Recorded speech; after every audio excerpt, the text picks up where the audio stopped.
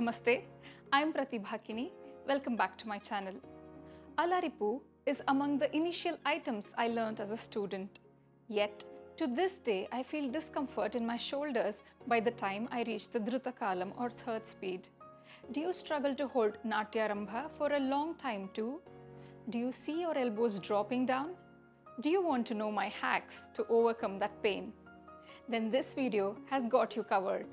I have already shared some dynamic warm-up strengthening exercises and stretches in my previous videos. If you haven't watched them yet, go check them out. And do subscribe to my channel for some useful content. Like always, I will be sharing a very useful tip, so do watch the video till the very end. Today, I have a follow-along arm routine which you can perform along with me as you watch this video to strengthen your shoulders. Before that, let's warm up a bit. The first exercise is shoulder flossing. You could use a long resistance band, a belt, scarf, tie or towel for this exercise. Grab the scarf.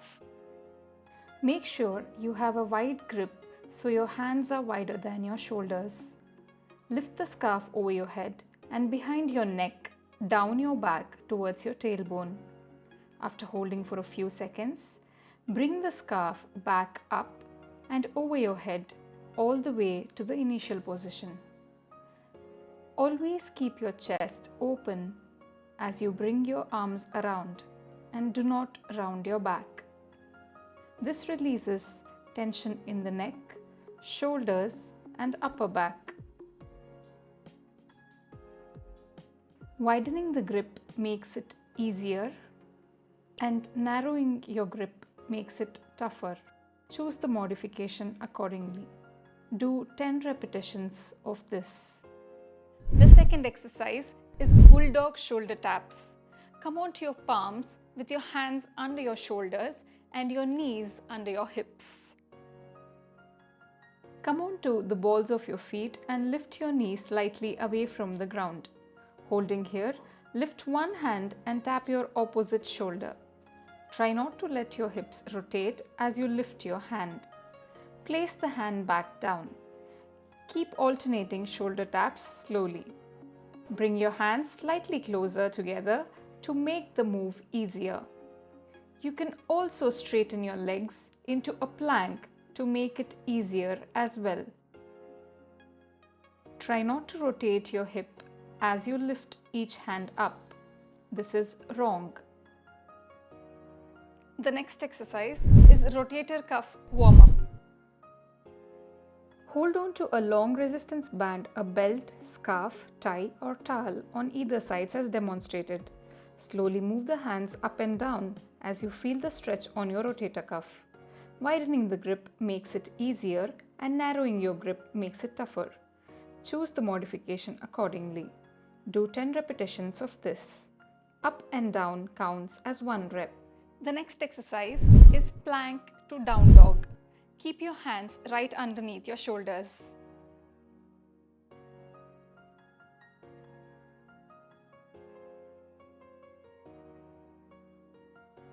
Ground toes into the floor and squeeze glutes to stabilize your body. Neutralize your neck and spine by looking at a spot on the floor about a foot beyond your hands. Your head should be in line with your back. Hold plank for a few seconds and then transition to downward facing dog. At first, keep the knees slightly bent and the heels lifted away from the floor. Lengthen your tailbone, lift the sitting bones towards the ceiling. Then with an exhalation, push your top thighs back and stretch your heels onto or down towards the floor. Straighten your knees if possible. Keep the head between the upper arms. Don't let it hang. Switch between plank and down dog. Do 10 repetitions of this. Do not round your back while in a plank. Also, the head should never pop out like this. This is wrong. Repeat the above circuit 3 times to warm up your shoulders better. Now that we have warmed up, let's begin the arm routine. Just follow me as I change from one variation to another. We will be doing 30 seconds of 6 variations each, which is 3 minutes only. So we are going to do this non-stop. Try not to stop in between. You don't want to drop your arms while doing an Alaripu. So, are you ready? Here we go. We start with forward arm circles. Stretch your arms, hold a Pataka Hasta and stretch your fingers so that you feel it in your forearms as well. And circle your arms.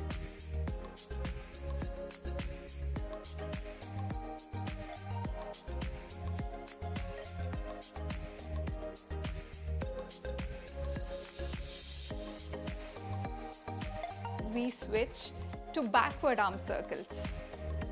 Switch.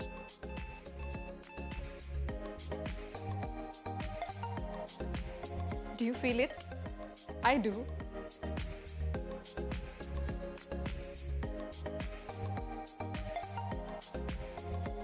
Stay with me and continue the arm circles.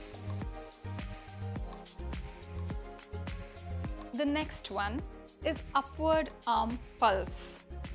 We switch. Don't drop your arms. The pulse should be nice and small. Continue pulsing.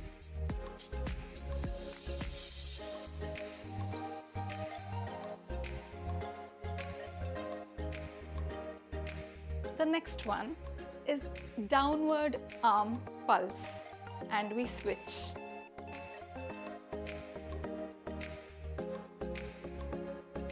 We are halfway through. We have just 2 more arm exercises left. Stay with me. Pulse and pulse. The next one is arm pulse to the front and we switch.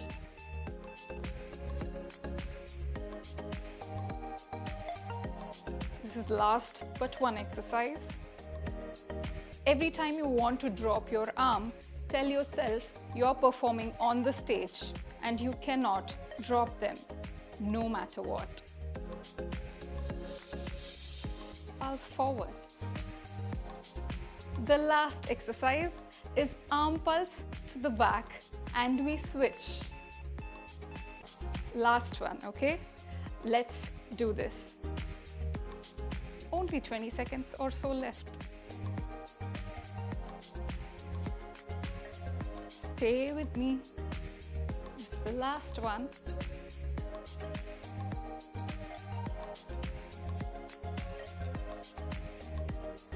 Let's count. 5, 4, 3, 2, 1. And we are done.